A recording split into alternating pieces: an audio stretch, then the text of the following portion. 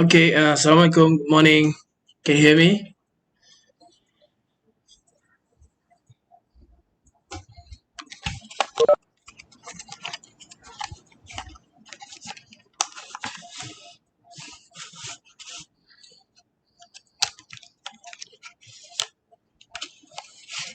Okay, apa khabar semua? Sihat?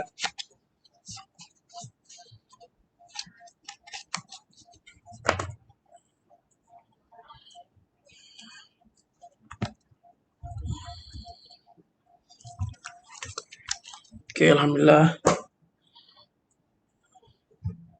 So,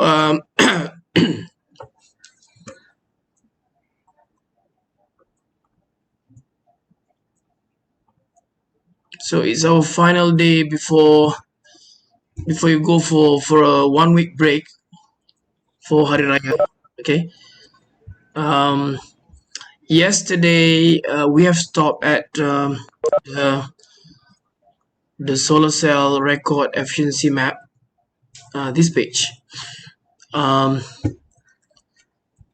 Monitored and governed by NREL, National Renewable Energy Laboratory in the US. So you can see various technologies on the map,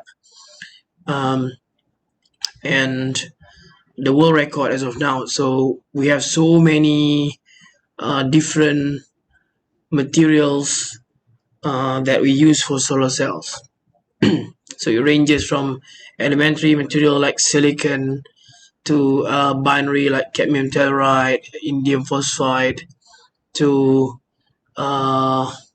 more and more combination for 3.5 in particular. So today we're going to continue to to the next one. I did mention yesterday that the crystalline silicon solar cells dominate more than 90% of the PV market due to a couple of factors, and one of the main factors is the continuous reduction in the technology cost, dollar per watt. So the question is, how does it get so cheap? In just a span of 10 years time, the cost has gone down so tremendously from around $3 per watt to down to 20 plus cent per watt, right? Down to about 22, 23 cent per watt as of now.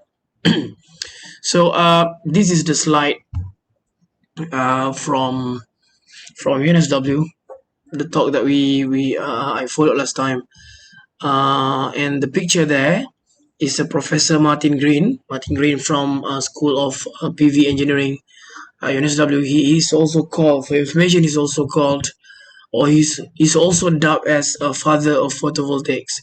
He's the one who worked out the first cell after 1954, after the Bell Lab cell.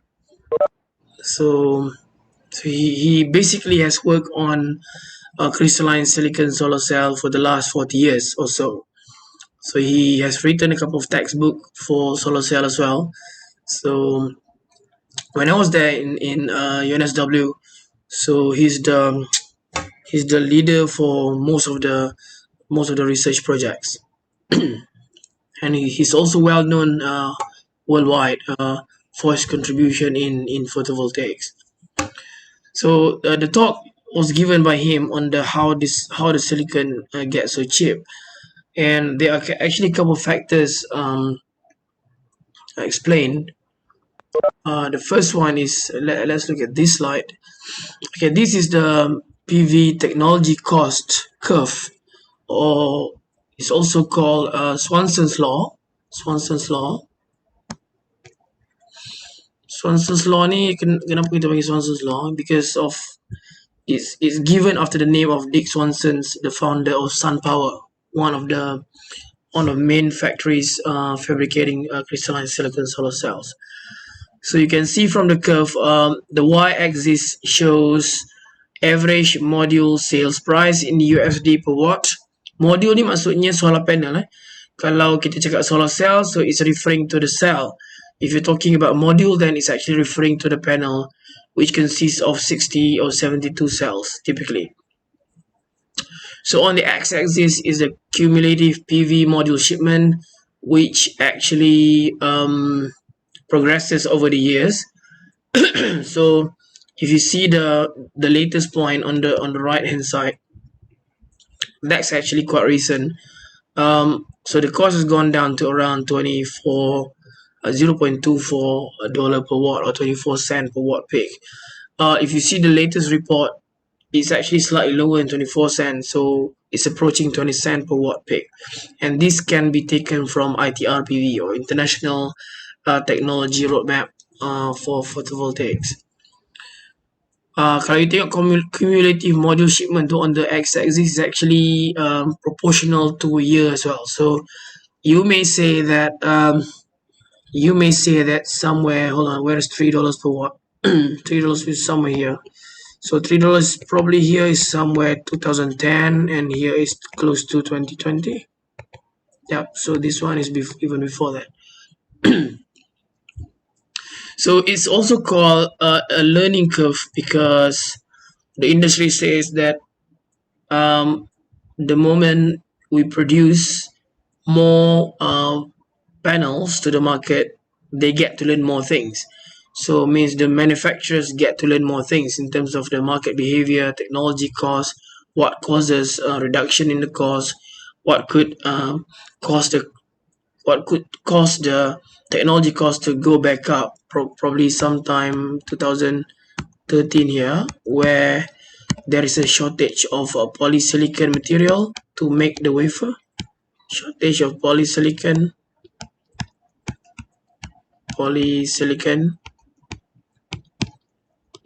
Polysilicon here refers to the polysilicon chunk. Ketul-ketul polysilicon tu before we even melt to make monocrystalline silicon wafers or multicrystalline silicon wafers.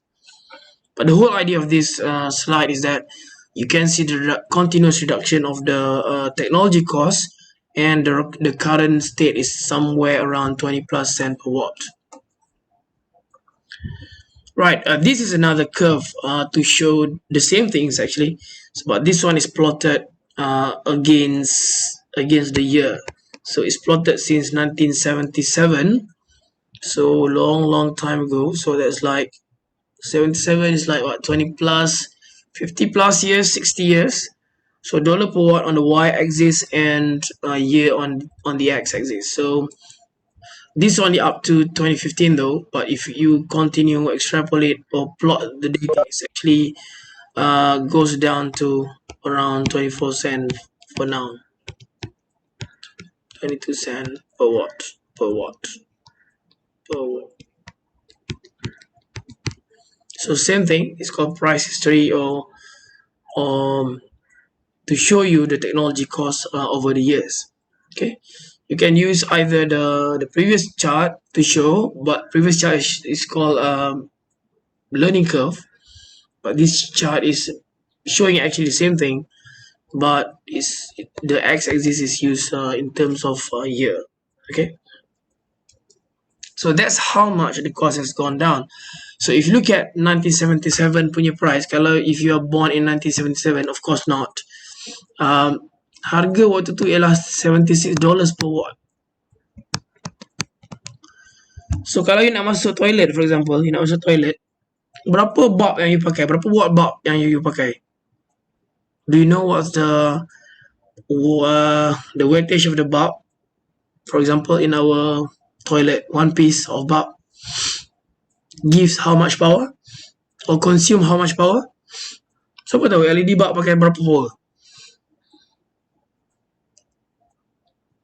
Ada pernah beli LED bulb tak? Kau nak tukar kat plaster apa down light ke? Any ideas? 11 watt. Ya, ada 11 watt, 9 watt pun ada, 12 watt, 18, 20. So for domestic use, they are roughly in that region. Okay, around 12 watt. The higher the power, the brighter the LED is. So kalau you tengok kat sini, kalau you tengok lampu, kalau you nak beli satu lampu bulb back then, waktu tu LED pun tak ada ya. So kalau you nak beli 11 watt, saya cakap 11 watt. So berapa harga dia? $76 times 11 kalau you nak pakai solar power back then. So it was so expensive. Tapi sekarang harga dia dah tremendously goes down. So back in 2010, I said yesterday the price was around $2 to $3. So $3 per watt. So in a span of 10 years, from 2010 to 2020, it's gone down by by more than one order of magnitude. Okay, ada banyak factor. So one of the factors also is due to economies of scale. Siapa pernah belajar economies of scale? Pernah belajar tak? Pernah dengar tak terms economies of scale? Economies of scale. Anyone pernah dengar economies of scale? Economies of scale is actually the more volume you make, the higher volume you make, the cheaper the material gets. Okay, the higher the volume, the cheaper the material gets. So maksudnya back then, before 2010, if you look at the history, main manufacturers waktu ni semua dekat Europe punya region, US, Japan. China is not yet in the equation. So post 2010, so many China punya companies coming up, buat cendawan. So many new companies coming up, fabricating or manufacturing solar cells at megawatt scale, gigawatt scale. Sampai at this point, around 2011, 2012, market suffers from oversupply of solar modules. Sebab apa? Sebab China buat banyak sangat. So China buat banyak sangat. So banyak oversupply of modules. So dia akan drive down the cost to a very cheap level. At that point of time, banyak company yang went bankrupt because of the China effect. So they call it China effect. Economies of scale or China effect is real. Okay, China effect is due to the oversupply by China punya new manufacturers like Jinko, JA, Suntec. Back then when I did my PhD, I started my PhD in Suntec pilot line, and the pilot line also went bankrupt due to Suntec went bankrupt due to oversupply problem as well. So this was a global issue back then, sometime 2011, 2012. Okay, so sekarang ni bila market dah stable, so more and more companies coming up and oversupply dah di-reduce. So harga dia dah stable lah. So the current technology cost or price is somewhere 20 plus cent per watt. Okay. Then the China effect is also responsible for the bankruptcy of second generation companies like CIGS. First Solar for cadmium telluride is still okay. Banyak CIGS companies back then, or even small amorphous silicon or organic PV company yang went bankrupt due to a massive production of crystalline silicon solar cells. Okay, this is actually the same thing, cumanya is plotted in terms of breakdown for you to understand more. You can see a 4 curve here. Each curve belongs to, if you look at the first one, the whole thing is the panel. Now, first one here is the panel price, technology cost. If you look at 2018, so it's somewhere around 30 plus cent per watt, 30 plus cent per watt. So if you want to break it down even further, you can see the solar cell. Solar cell ni yang makes the module, makes the panel. So solar cell punya curve is here, somewhere around 20 plus cent per watt. So wafer punya cost, which makes around 18% of the total cost, is here. That's about slightly lesser than 20 cent per watt. And polysilicon chunk, even before you make the silicon wafer, so that costs like 10 cent or less, slightly less than 10 cent per watt. So that's the breakdown of how do we get the total cost of somewhere 30 plus cent per watt, for example. So it's due to module cost, cell cost, wafer cost, polysilicon cost. So this is the breakdown for you to understand more of what makes the cost such and such. Okay, so it's more of a trend actually for you to understand and comprehend. Okay, so this one is in terms of wafer thickness, minimum S-cut wafer thickness and cell thickness. So where are we now? We are in 2020, so we're in here now. Okay, so the current industry uses around 180 micron of silicon wafer thickness to make the cell. So kalau you tengok kat sini, wafer thickness somewhere is 180 micron, and that's why I keep repeating this number, 180 micron. So the legends show wafer thickness for multi, wafer thickness for mono, which is more or less similar, and the limit of cell thickness in future module technology. So there's also a projection. If you look at this curve, if you go into the future, so let's look at what's the wafer thickness like in the future. If we go now from here 2020 into 2030, so look at the trend, the overall trend of the minimum wafer thickness. So it's forecasted that the technology will use down to around 100 micron in the future. So 100 micron kat sini. So in the future, you're going to use approximately half of the wafer thickness now. So half is about 90 micron, so slightly thicker than 90 micron. So it's going to be 100 micron thick in the future. And the challenge for this is that kita dah belajar kan, the physics of it kita dah belajar, but this one is on the manufacturing side. So that's the beauty. Bila you belajar the physics, kita tahu all the physics problem, recombination, poor absorption, less interaction of the volume and the incoming photons and stuff. So therefore, more transmission, poor absorption, and we get to translate our fundamental knowledge into the real life, which is what they actually plan for the manufacturing of the solar cells. So in the future, they are going for 100 micron. So in physics, we learn about if you go for a thinner crystalline wafer, so we're going to suffer from poor absorption. So why do you think they are still going for thinner wafers then? Why do you think they are still going for thinner wafers, despite knowing that we will suffer from poor light absorption of crystalline silicon as we go thinner and thinner and thinner? Are there any guess? Who would like to guess kenapa the forecast is still going for thinner crystalline wafers in the future? Cuba teka. Any guess? Anyone? Cost, okay, as a result cost. So what about the cost? Boleh explain sikit? What about the cost? Kenapa cost?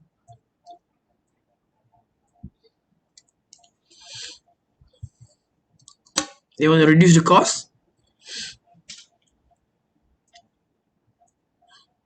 Okay, thinner reduce cost. Yes, thinner reduces the cost.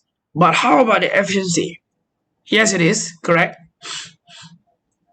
Thinner material reduces the cost. In fact, if possible, they might want to go down to 50 micron, 30 micron. But how about the efficiency then?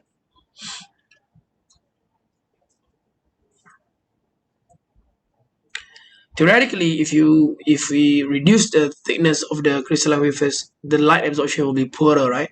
So the light absorption will be poorer.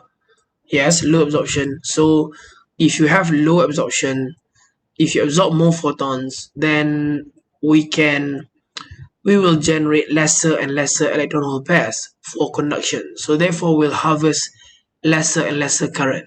So you have to understand here: poorer light absorption, poor absorption, poor absorption, poor absorption, poor A leads to low IC. Okay. So poor absorption leads to poor IC. So and we've learned that efficiency eta is equal to IC times VOC times field factor over input power, right? So a lower IC will lead to lower efficiency. So then what's the problem? They can actually overcome this problem by incorporating light trapping strategy within the silicon solar cell. It's called light trapping, LT, light trapping, light trap, trap light lah, kita perangkap cahaya, trapping.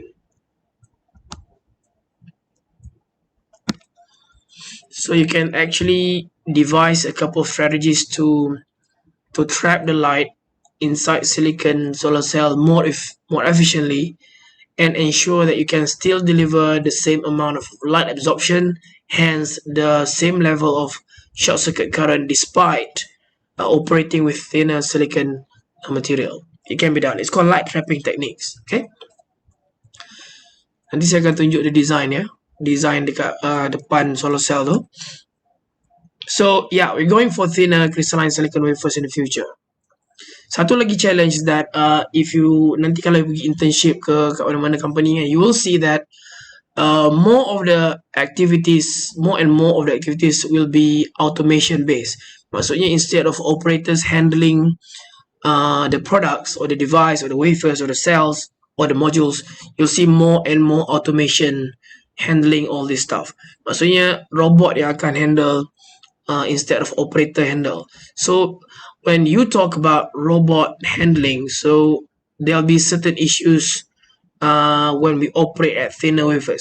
So thinner wafers, we know that it's going to be more brittle. Maksudnya if you use 200 micron versus 100 micron, of course 100 micron punya wafer akan lebih brittle, therefore senang pecah. So if you talk about automation, if you still operate the robot at the same speed, same method, so we means here industry might end up having more wafer breakage in the production line. So maksudnya go thinner, you save cost, you do light trapping to ensure that absorption is the same, but you might suffer from wafer breakage due to the wafers being brittle at 100 micron. So this is one of the challenges dalam industri lah. Dalam industri. Right, this is the typical configuration of crystalline silicon solar cell in mass production. So kalau you nak pergi interview internship nanti, walaupun it's 2 semesters to go, tapi it's good to know sebab ada you senior yang kena interview, kena tanya soalan ni. So the first technology on the left is called a screen printed or back surface field technology. This is slightly older technology in manufacturing. Ada few more companies of crystalline silicon yang still manufacture BSF technology, but most of them have already migrated to PERC technology. PERC here means passivated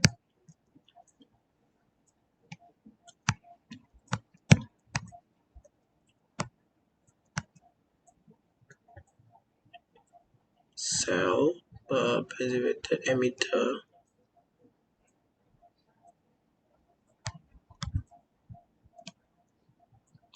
Hold on, let me check for a while. Forgot the full name. Passivated emitter real cell. I think passivated emitter real cell. Hold on, give me a few seconds. Should be passivated emitter real cell per solar cell. Alrighty.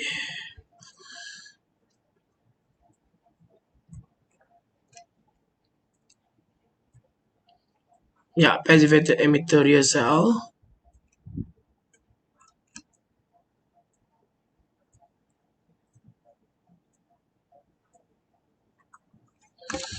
Real cell. So it's called PERC technology. So most of the crystalline silicon solar cells companies have migrated into PERC technology. Okay, so what is BSF and what is PERC? So you can see here on the left and on the right, they are default structures that you can see in the solar cells. So the gray area here is the wafer. So assuming it's p-type. So the top side of the wafer is the junction. So N plus emitter. So we have red here as your junction, PN junction. So it's a P wafer and N plus emitter. So P is typically in the region of 1016 and N plus is typically in the region of mid 19. So on top of the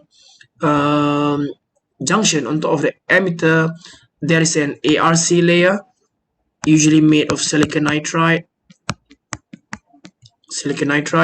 ARC is anti-reflective coating. Okay. Tapi before you even ada emitter tu, you can see the pyramid shape, right? Pyramid shape kat sini ni.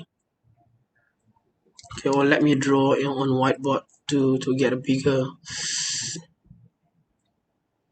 Let me share with you the whiteboard first.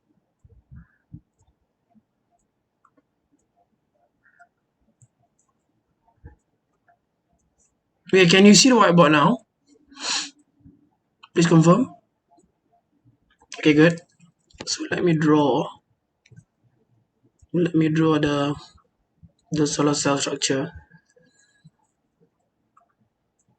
Okay, emitter, contact, BSF, been the cell already. So okay, so when you talk about BSF, back surface field,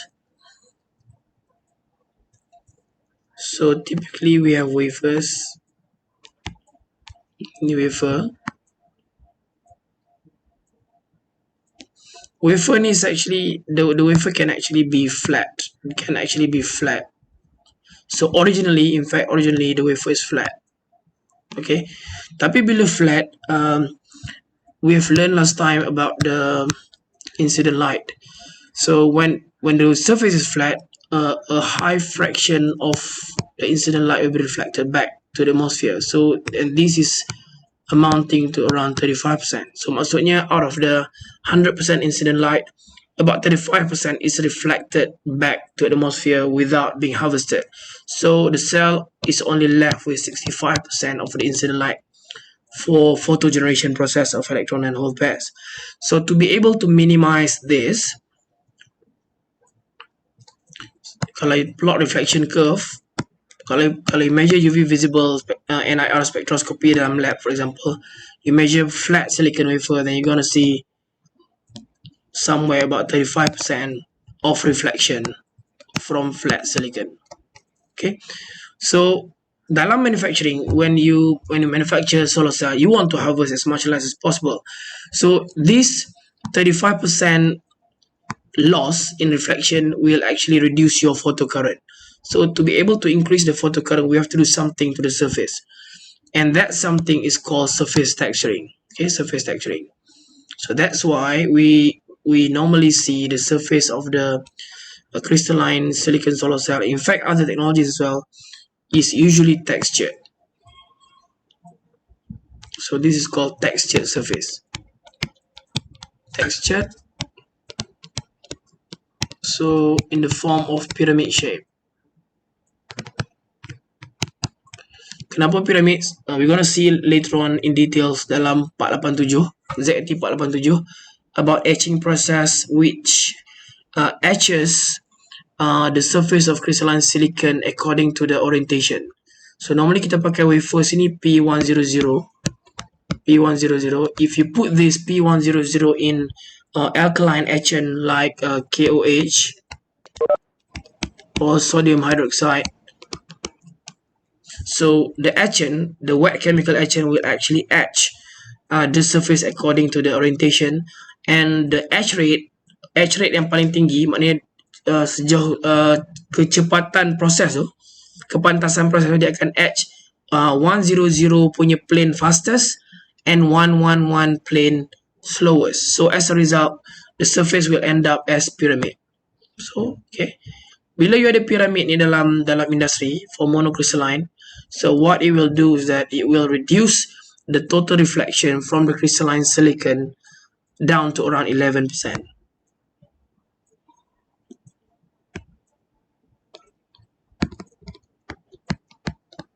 So the first case is for planar. Kita belajar sikit tentang dia punya solar cell punya device. The second case is for pyramid. So with pyramids, the total reflection loss back to the environment is around 11% instead of 35% if you don't do anything to the surface, right? So is this okay? Is this good enough? What do you think? Is it good enough reflection? So maksudnya kat sini kalau dia reflect 11%, so roughly kita boleh absorb about 89% lah, roughly. So it's still not enough. It's still not enough. So 11% translates into quite a reasonable loss, optical loss in the solar cells. So it's not enough. So therefore we need to, bila kita dah ada junction kat sini, so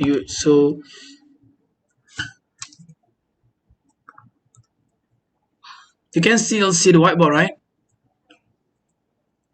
Yeah? Okay, good. Right, so dalam pyramid ni, at the same time we diffuse a junction dalam pyramid tu. So on the surface of the pyramid we diffuse a junction of about 200 nano usually, the depth there. So the reflection loss is still not sufficient. Okay, it's still not sufficient. Kita nak reducekan lagi reflection loss from the solar cell so that we can harvest more and more light, therefore more and more current. So that is the reason why we need to deposit a thin layer of anti-reflection, ARC, silicon nitride, ARC. Okay, so silicon nitride ARC is a form of dielectric. It can in fact be zinc oxide, it can in fact be TiO2, it can be ITO as well, but silicon nitride is used in the current manufacturing now for crystalline silicon solar cells for both multi and monocrystalline. Okay, so what it will do on the reflection curve is that it will further reduce the reflection like this. Sebesar sikit. Let me just zoom in. So it will reduce reflection this much. Okay, that can reduce reflection according to this orange profile. So it will be nearly zero, around 600 nanometer, and there will be some reflection loss in the UV and in the IR. Dia tak dapat suppress zero, but it has suppressed significantly in comparison to pyramids alone. So why 600? Anyone knows why is it 600? Kenapa kita nak target 600 ni? Oh, it shifted already. Kita nak harvest, kita nak target at 600 because if you revisit the solar spectrum, MS 1.5 spectrum, the peak of the photon is at 600. So kita nak harvest, if possible, this one we don't want to miss. This one is the visible region, this one is the UV, ni visible, ni IR. Kita nak harvest kat sini sebab most of the incident light, the power is in the UV, it's in the visible region, so centered around 600. So when you design your solar cell, you need to optimize the absorption and the reflection at 600 in particular. Kita nak harvest semua, tapi if you cannot do that, you need to concentrate on 600 nanometer. Okay, so that's why you need to have pyramids and ARC on top of the solar cells. So let's go back to the slides. So now you can see the slide. Can you see the slide? Okay, good. So that's the reason why we have pyramids on top and then ARC on top as well. So the front contact here is made of AG and the back contact here is made of AL. So the green zone here is actually the BSF or back surface field. So that gives the name to the technology. So BSF is actually a P plus junction or P plus plus junction. So maksudnya dia punya doping level tu is slightly higher in comparison to the wafer. If you're saying your wafer is 1016, then the BSF is usually in the region of 1018. Kenapa kita nak ada such a high doping level at the back? Because there are two reasons. One is you want to form ohmic contact better with aluminium rear contact dekat belakang tu. And the second one is you want to minimize rear surface recombination. Sebab bila kita design a high-low junction, it's called high-low junction because P plus plus to P, even though they are of the same polarity. When you have this high-low junction, you will repel minority carrier hole from recombining with you will repel minority carrier electrons, from recombining with holes on the P side. Therefore, you minimize the SRV and recombination at the back. So that's called BSF. So like 3-4 years ago, many companies did BSF, and recently most of them have migrated to PERC technology. So PERC technology, what's the difference between BSF? So semua sama kat depan dengan kat tengah, except at the back. You can see here at the back, at this portion, instead of having metal contact throughout the silicon surface, dia rule dia bila you design device, any interface yang ada silicon or semiconductor with metal, it will be a defective interface. Maksudnya kalau you ada silicon and aluminium directly or more area of those, dia akan jadi defective surface walaupun kita dapat produce ohmic contact. So it's gonna be a recombination surface as well, sebab dia macam dia terkejut lah. So instead, what they proposed last time is to come up with this PERC technology where we minimize the area where your aluminium is in contact with silicon. So you boleh tengok dekat PERC ni, area yang dia contact hanya this area, this area, this area, and this area, in comparison to this, where the whole surface is contacted. So dekat PERC technology, in between all this yellow line, yellow region ni, semua ni dia letak capping layer silicon nitride and silicon oxide. So it's a dielectric. Ada yang buat nitride saja, ada yang buat nitride oxide. Okay, the moment you introduce dielectric next to your semiconductor, instead of contacting with metal, you will reduce rear surface recombination tremendously. So then you will see improvement in terms of your EQE in the long wavelength region. Okay, so that's the main difference of PERC and BSF, and most of the companies now are manufacturing PERC. Okay, so that's the essence of these two technologies. So 2017, Malaysia is the world number 3 in terms of manufacturing, because we have most of the giant companies in Malaysia, right? For example, like Jinko, Solar, Impri, JA, Panasonic, Qcells, First Solar, Longi. So they're all top 10. So I believe now we are still around 3 or 4 in terms of the world ranking. So yeah, this is among the companies that we have in Malaysia. So we have First Solar in Kulim doing cadmium telluride. We have JA in Bayan Lepas doing crystalline silicon. We have Jinko doing crystalline silicon in Pri. We have Sun Power in Melaka doing crystalline silicon. We have Hanwha Qcells in Cyberjaya doing crystalline silicon as well. Sun Edison, I heard it already went bankrupt a couple of years ago. Longgi is in Kuching. I think it's expanding as well. Just started operation like 2-3 years ago, so it's one of the best as well in the world. So we have all these companies in Malaysia. So this is top 10 solar module manufacturers as of 2018. So you can see yang mana ada kat Malaysia, Jinko ada kat Malaysia, JA kat Malaysia, Trina usually planned in Malaysia but finally went to Thailand. So Longgi in Kuching, Canadian Solar. So the name spells Canadian but actually it belongs to China. So Hanwha Cell from Korea ada dekat Cyberjaya, Ryzen from China, Telsan, First Solar kita ada kat Kulim. So if you look at this top 10, Jinko from China, JA from China, Trina China, Korea, saya pangkas, saya nak tunjuk China punya effect sebab tadi kita relate to the cost kan, economies of scale. China, American. So 8 out of 10 from China. So these are the China effect that I told you just now. So these manufacturers have successfully driven down the cost to what we have now. Okay. So it's actually a blessing for us in Malaysia sebab nanti kalau you nak cari kerja ataupun you want to go for internship, if you are interested to go into solar, then you have plenty of companies to choose. Okay.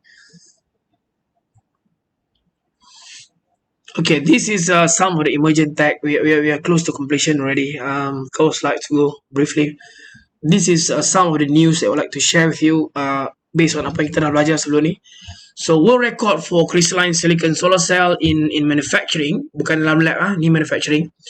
So this is by Kaneka punya technology. So it's called interdigitated back contact IBC, interdigitated back contact IBC technology. You tengok kat sini dia punya junction kat belakang and dia punya contact semua kat belakang. Then there is no metal line on the front side. So usually ada metal line dia macam ni kan, finger. Tapi this cell doesn't have any metal line on the front side because everything is at the back. So junction kat belakang, contact pun kat belakang. So therefore it's called interdigitated back contact. Some more is heterojunction. So di hetero sebab dia ada crystalline silicon and amorphous silicon as well as a junction. So 26.3% world record back in 2016. Okay, you can explore further. Another emerging tech is called perovskite. We've discussed yesterday, even though it suffers from massive degradation in terms of cell performance. It's one form of third generation technology, third gen perovskite. The thickness is device thickness is somewhere around 1 micron in total. But if you talk about perovskite thickness on its own, it's about 500 nano or so. So this is the MABX structure: methyl ammonium, lead or tin, tri, iodide or bromide or chloride. So you can see here the absorption coefficient alpha, kita dah belajar dulu, in comparison to silicon. For example, this is silicon, kita tengok semalam kan, silicon, and this is perovskite punya absorption curve. So that's why we can afford to have such a thin layer of perovskite due to its high absorption coefficient. Whereas for crystalline silicon, the absorption coefficient is quite low, so you need to have a very thick layer of crystalline silicon to be able to get good light absorption. So this perovskite cell as well can be fabricated on glass, it can be fabricated on plastic substrate. So in that case, it's flexible plastic. So this is the latest world record 2019, April 2019, last year by Korean Institute. 24% of conversion efficiency for perovskite. So kalau tengok silicon sekarang record punya manufacturing is about 26%, and silicon has started like 1954, and perovskite started in 2009, and now it has gone up to 24%, close to silicon already. So the learning curve for perovskite is very fast. Okay.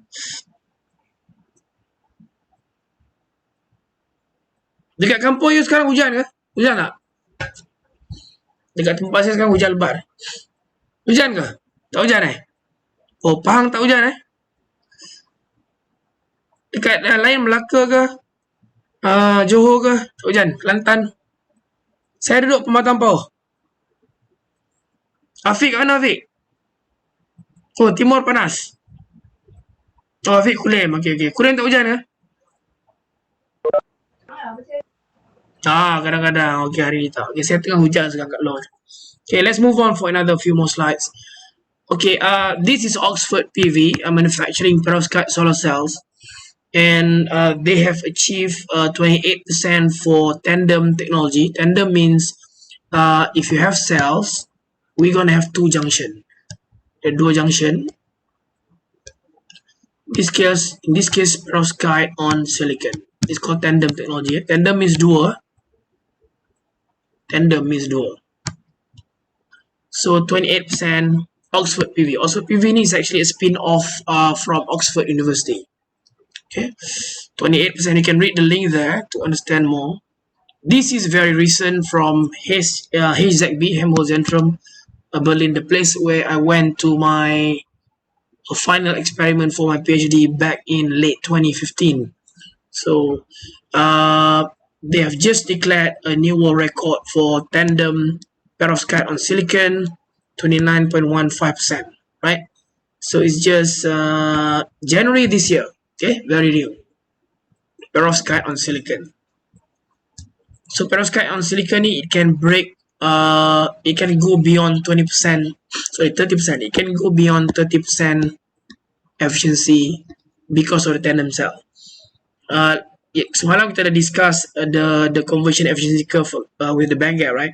So theoretical efficiency of silicon is around 29% maximum, and we are now at 26% already. So it's only like 2 to 3% to close the gap to the theoretical maximum.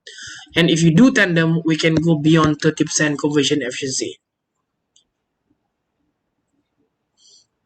Another technology is called black silicon. So maksudnya dia still crystalline silicon, but instead of texturing the surface with pyramids, which will give you 11% reflection, we can instead introduce nanowires on the surface. These all nanowires. You tengok scale ni is actually in the nano region. So the height is about 200, maybe around 400 nano height there. The width there is about 50 nano also. So it's called black silicon. So if you compare a planar silicon here, if you do nothing, planar, so it's about 35 to 40% reflection. So if you do it in black silicon, it can reduce the whole broadband with a very low reflection. And the wafer will also appear black. Tengok ni semua black kan? Black. So ni multicrystalline, tepi dia multicrystalline. You nampak grains and everything, but the central region is all black and you don't see grains at all. So it's due to the presence of nanostructures in between those multicrystalline structure. Efficiency so far is 23.5% by Trina Solar in Thailand. So if you compare the industrial cell for black silicon and for pyramid cell, so kanan ni yang pyramid combined with silicon nitride ARC, so it looks blue, so no metal contact on top. So just for comparison by Suntech.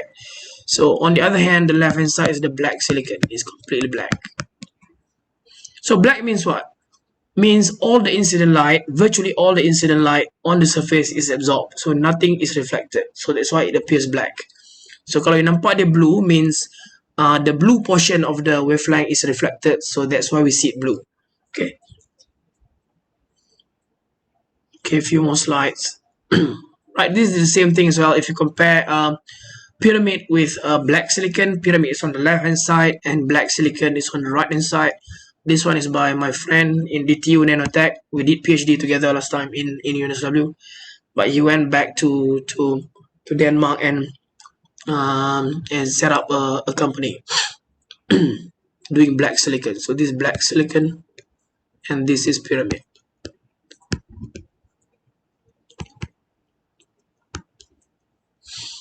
All right, what else? So we also have some work in NOLAB, USM School of Physics.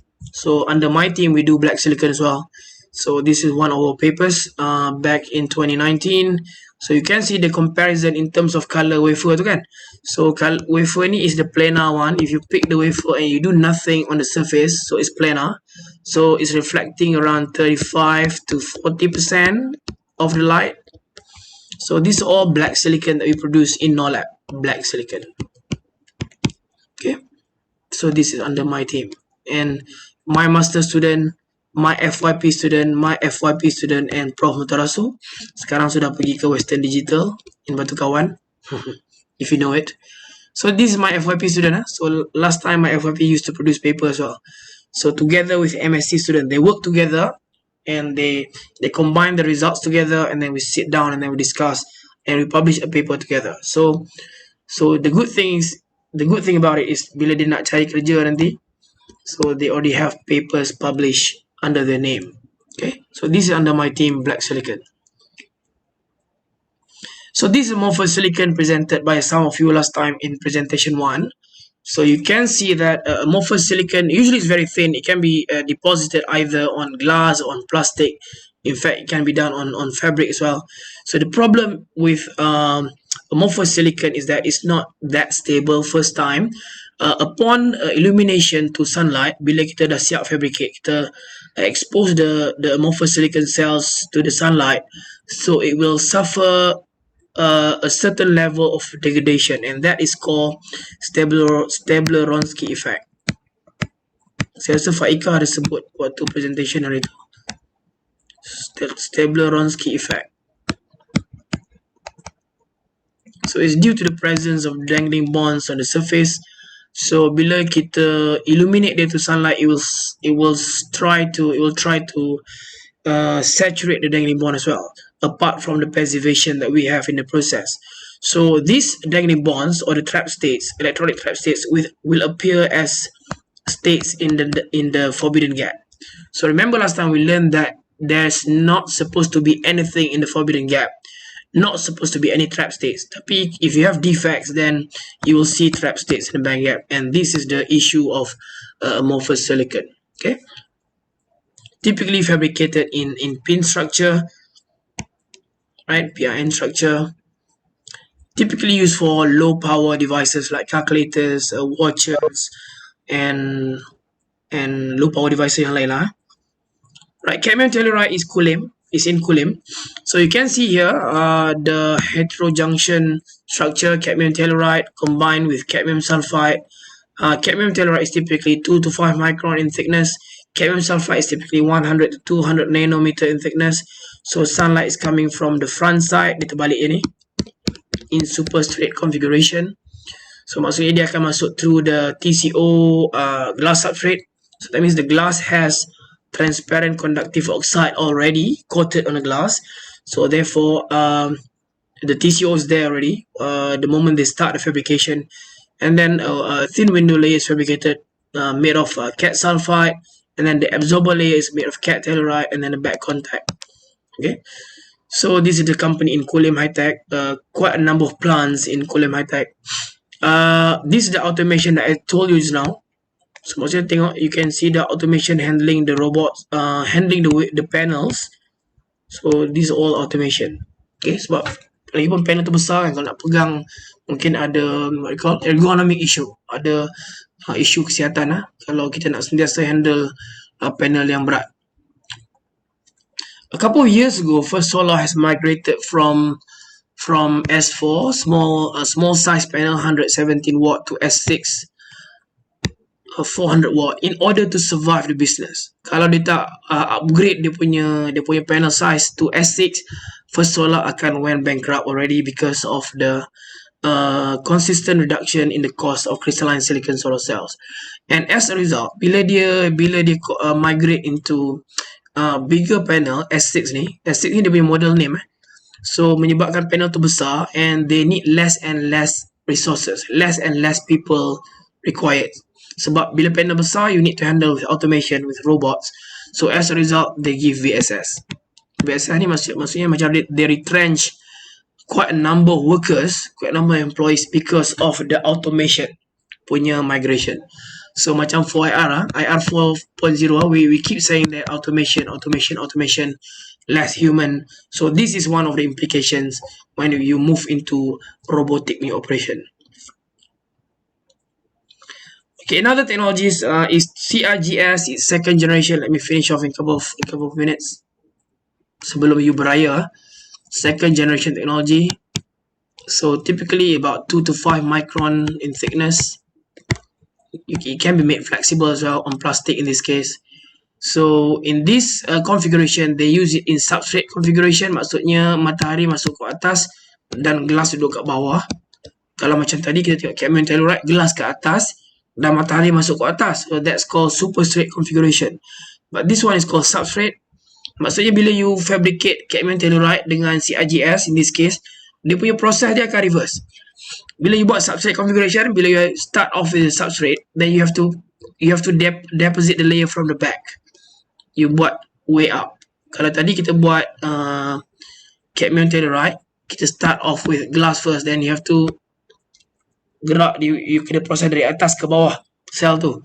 Tapi kalau CIGS kita proses dari bawah ke atas. So you will learn this more in the fabrication process kalau you ambil nantilah for applied physics. So molybdenum back contact, CIGS is the main absorber layer. You can see the grain here, so therefore it's polycrystalline in nature. So CAD sulfide is used as the emitter, and we also have a thin TCO on the front side, and sunlight is coming from the front. Another technology is called a ZAT386, copper, zinc, tin, sulfide, ZAT386. Technology. So banyak teknologi kita ada CIGS, ZAT386. So this is also a second gen technology. The total thickness is somewhere 5 micron or less. So the ZAT386 is the main absorber layers, typically around 1 to 2 micron. So CAD sulfide is again the emitter. So we have TCO on the front side, MO as a back contact, and in this case they sit on the glass. So solar cell is sit on the glass, so it's in substrate configuration. Okay.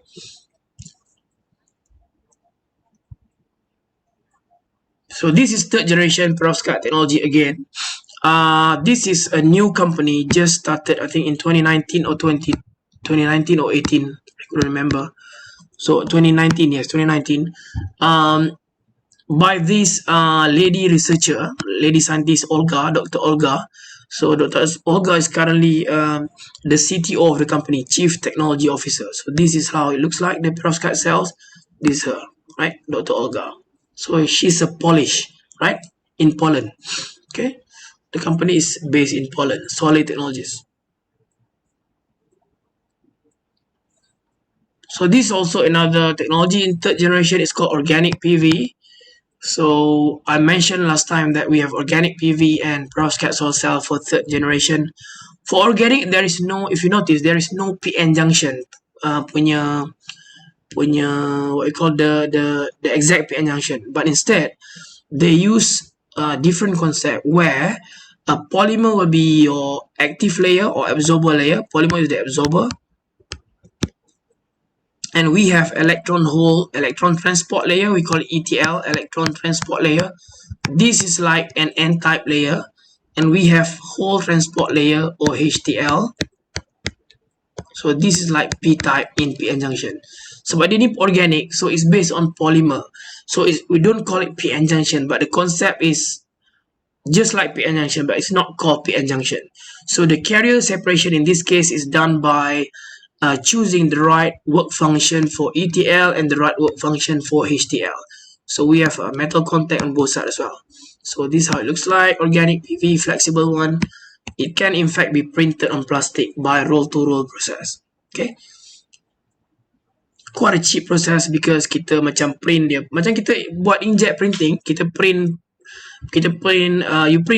punya assignment guna inkjet printer ke apa, desk jet or laser jet, you print tu keluar solar cell, just imagine. So that's how it looks like, right? So they're trying to tone down the process complexity to the level that you can actually print the solar cells using a printer. That's it. So this is some of the references, books that you can refer to if you want to know more about solar cells. This is Professor Martin Green from UNSW. This is again him from UNSW. So this is him from UNSW, Professor Stuart Wenham, late Professor Stuart Wenham, dah meninggal lah a few years ago due to melanoma or skin cancer.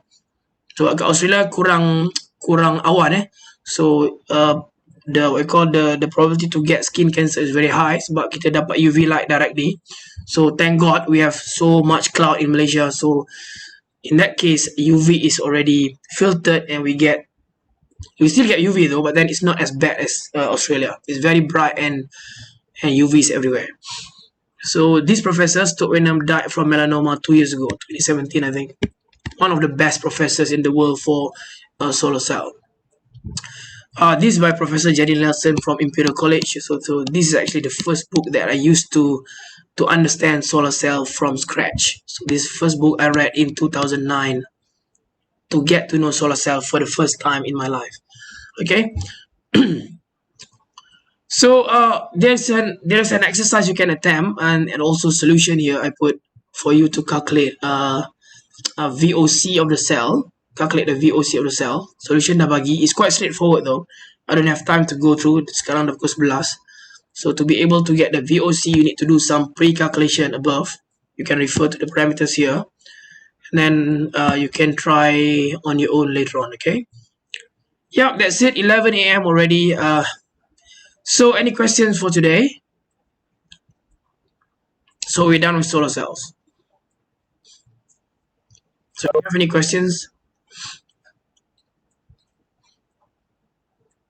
Is everything okay? Is everything clear?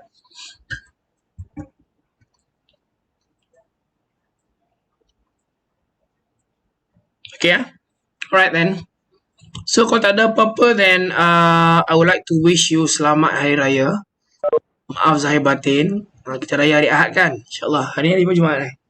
Oh, Sabtu kan? Ni Sabtu ke? Is it? No, Jumaat kan? Sorry, confused pula. Jumaat, Sabtu dan Raya. So selamat Hari Raya, maaf zahir batin lah. So take care. Semoga semuanya selamat . So jangan ke mana-mana . Malam ni last tarawih, esok malam raya. So take care lah. Jangan ramai-ramai . Nanti kena tangkap polis lah. Polis nak buat kejutan kan. Nak pergi tengok rumah. Ramai ke tak . Alright then, so that's it. Assalamualaikum. Bye-bye. Thank you. I'll see you again after 1 week. We'll move on to MOSFET. Then, sorry, about presentation 2, I'll give you after Raya. So don't worry about presentation 2 during Raya. Okay, I'll give it after Raya because we still have like 3 weeks to go after Raya. So I'll give the instruction the moment we started the week after Raya. Okay, so I'll see you again in 1 week time after Raya. Assalamualaikum. Bye bye. Stay safe.